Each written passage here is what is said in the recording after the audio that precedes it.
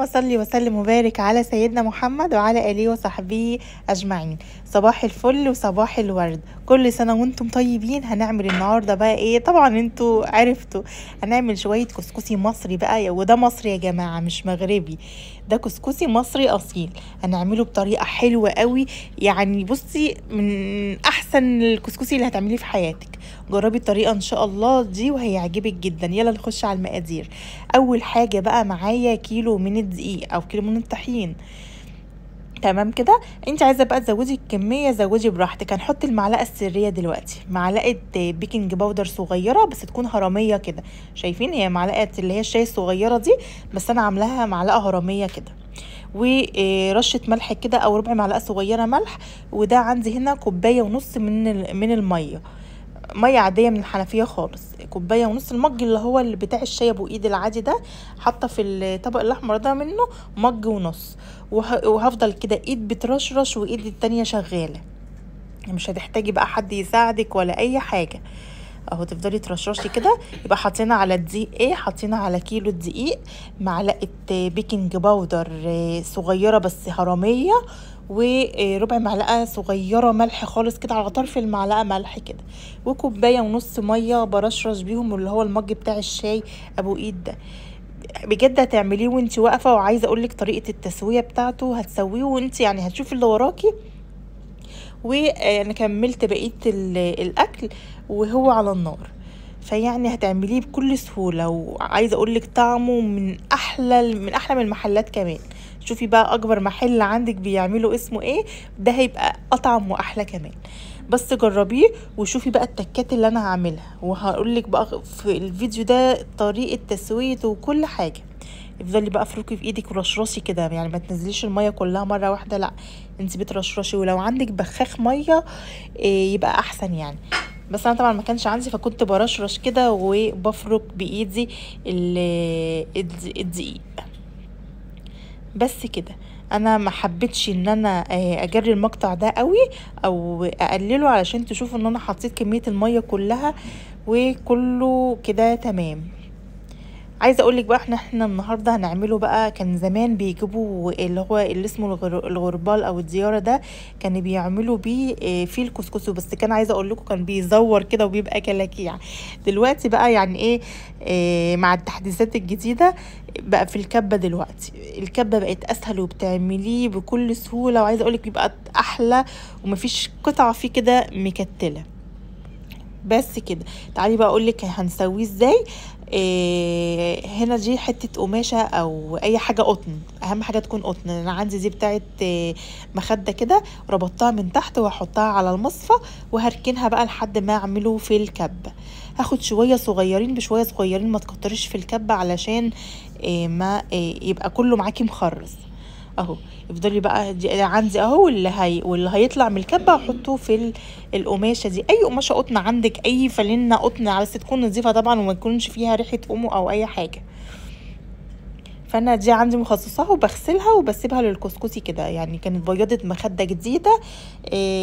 كانت عندي انا مخده واحده، وهي الطقم السرير ده فيه بياضتين، فانا خدت منه واحده لانها كانت قطن بصراحه.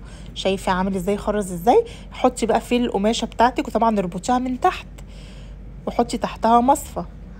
كل ده هقولهولك في التسوية. بس لو وصلت لحد هنا ما تنسيش تضغطي لايك وتشتركي معانا وتزودينا وترفعي لي الفيديو بلايك وتصلي على الرسول. اللهم صل وسلم وبارك على سيدنا محمد. شايفين انا عملت اهو بعمل حبة صغيرين بحبة صغيرين. دي اول مرحلة للكبة، في بقى مرحلتين لسه بعد كده بس هقولها لك بس مش دلوقتي. اهو هخلص بقى كل الكمية دي كلها عشان انا حاسة ان انا الفيديو طول معايا شوية. وبحط اهو في القماشة بتاعتي.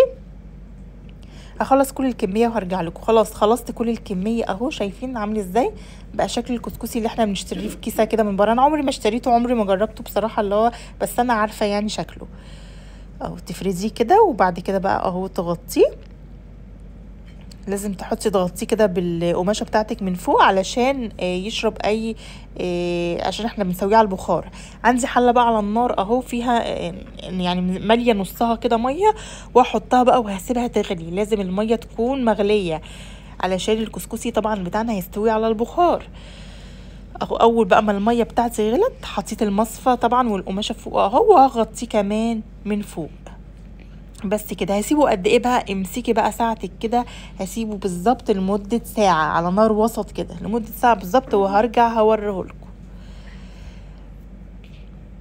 اهو. بعد الساعه بقى عايزه اقول لكم يعني بس مسكيه طبعا بفوطه او اي حاجه، لان القماشه بتبقى اللي هي القطن دي بتبقى سخنه جدا. ده بعد الساعه دي طبعا انا الميه اللي احتجت ان انا ازودها وسايباها على النار زي ما هي، زودتها وسبتها على النار على ما اكمل بقيه الكسكسي، لان هرجعه لسه هرده على النار. هرده بايه بقى؟ هرد الكسكسي عندي شايفين عايزه اقول لكم جميل. ده بعد الساعه الاولانيه. اي حاجه بقى كده تفرديه بيها، لان هو بيبقى سخن جدا. هو اصلا مفرفر مفهوش تكلكيه ولا اي حاجه، مجرد ما بس ما بتعمليه بالمقصه كده بيتفرد على طول او بيفرفر على طول، فمفهوش طبعا تكتلات. دي طبعا اول مرحله في التسويه اللي هي اول ساعه. شايفه هو سخن جدا، خلي بالك. هترديه بايه بقى؟ انا هرده يعني ايه، هرشرش عليه نص كوبايه حليب، بس ده لان طبعا انا عامله ايه، عامله كميه صغيره، عامله كيلو فهيتاكل على طول. فانا حطيت نص كوبايه الحليب وبفضل بقلب كده. انت بقى لو عامله كميه كبيره رديه بميه عشان يبقى معاكي، يبقى له روح شويه. انما انا عشان عامله كميه صغيره فعملت بنص كوبايه حليب، رديته بنص كوبايه حليب، فعشان مش هيقعد عندي كتير. فعشان انت لو هتعملي بقى كميه اكبر اعملي بقى بميه علشان يعني يفضل معاكي كتير يعني. اهو برشش بقى نص كوبايه الحليب كده وبشربه كله، ولسه طبعا لسه هحطه في الكبه تاني، فانا بشربه الاول الحليب كده. ده نص كوبايه. ودي كانت اول مرحله في التسويه بتاعي. هو سخن جدا خلي بالكم، انا عايزه اقول لكم ايدي اتلسعت واحمرت وبقت يعني ايه. فانت لو عندك كده مقصوصه يعني تكون جامده شويه تعملي بيها. هجيب الكبه بقى، وهنا بقى احط شويه اهو، احط في الكبه كده وهديلهم لفه. طبعا عندي القماشه في جنب اهي، اللي هعمله في الكبه هنزله في القماشه على طول. عايزه اقول لكم بان بقى اكتر التخريزه بتاعته، وبقى يعني تحفه.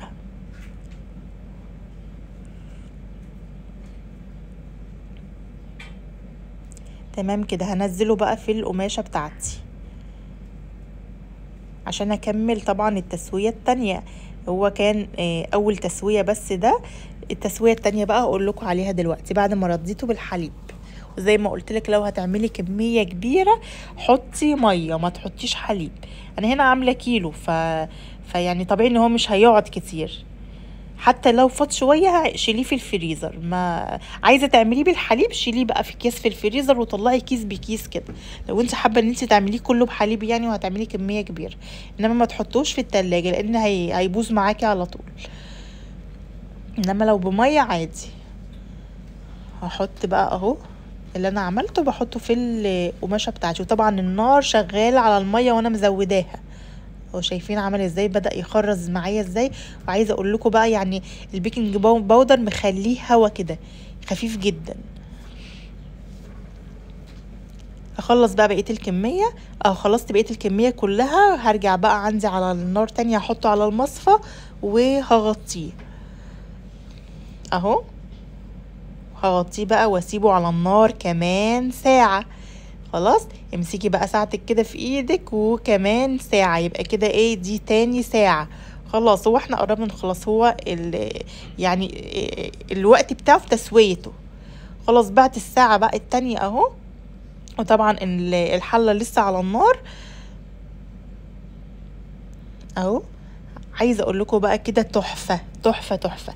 انا هقول لك بقى بعد الخطوة دي عندي بس بفرفره بس كده بالمقصوصة، وعندي بقى كوبايه سمنه على زبده صفرة. انا بحب اعمله بالزبده والسمنه بس، لو انت ما عندكيش زبده اعمليه كله بكوبايه سمنه، بس تكون السمنه صفرة. السمنه الصفرة بتخلي لونه، بتديله لون جميل قوي ذهبي كده زي بتاع المحلات واحلى كمان. انا هنا كان عندي زبده وسمنه بلدي، حطيت الاتنين على بعض وخدت كوبايه وسيحتهم الاتنين. خلاص هشربه بقى السمنه. انت لحد هنا بقى لو عايزه يعني مش عايزه تحطيه على النار تاني، تمام كده بيتاكل زي الفل اهو. شايفين هو كده زي الفل. بس انا عندي انا هعمل تكه كمان، انا هرجعه في الكبه تاني. هو هنا لحد هنا خلاص، لو انت عايزه تكتفي بكده تمام. انا خدي التكه دي بقى، هحطه برضو في الكبه عندي شويه بشويه، هشربه كده السمنه بتاعته، وهرجعه على النار تاني نص ساعه. تمام كده، يعني هاخد شويه بشويه كده هضربهم في الكبه بتاعتي بعد ما شربت كوبايه السمنه على زبده. وزي ما قلت لكم السمنه او الزبده لازم تكون صفرة. وهحطه بقى هرجعه في القماشه تاني. وطبعا عندي النار لسه شغاله، وهحطه على النار لمده نص ساعه كمان. يبقى كده خد مني تسويه قد ايه؟ ساعتين ونص. وطبعا انا بين كل وقت في التسويه بشوف اللي ورايا، لو ورايا حاجه بعملها كده يعني، ما بفضلش بستناه عشان يستوى يعني. خلاص حطيته اهو في القماشه بتاعتي، وطبعا النار لسه شغاله على الميه. هنا بقى ممكن تحطي بقى كمية كبيرة عادي، خلاص هو كده كده مستوي معاكي وزي الفل. بس بقى التكه اللي انا هعملها دي بتخليه الكسكسي في مكان تاني خالص، اللي هو بعد ما بتحطي له السمنه بترديه تاني نص ساعه على النار. شايفين عامل ازاي؟ هو كده مخرز وزي الفل. عايزه تاكليه كده تمام قوي زي الفل، عايزه ترشي بقى فلفل اسود وتزودي ملح بتاعك تمام. انا بصراحه بحبه اكتر بسكر ومكسرات كده. تمام كده اهو. هحطه بقى، هرجعه على النار نص ساعة بالظبط، وهشيله من على النار. بعد النص ساعة هوريهولكم.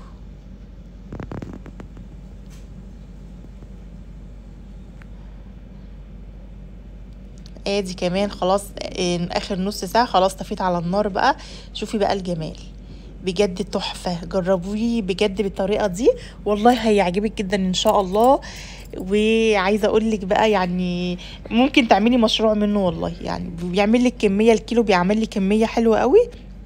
انما لو انت بقى عايزه تعملي كميه كبيره وتشيليه بقى في اكياس يبقى عندك تمام.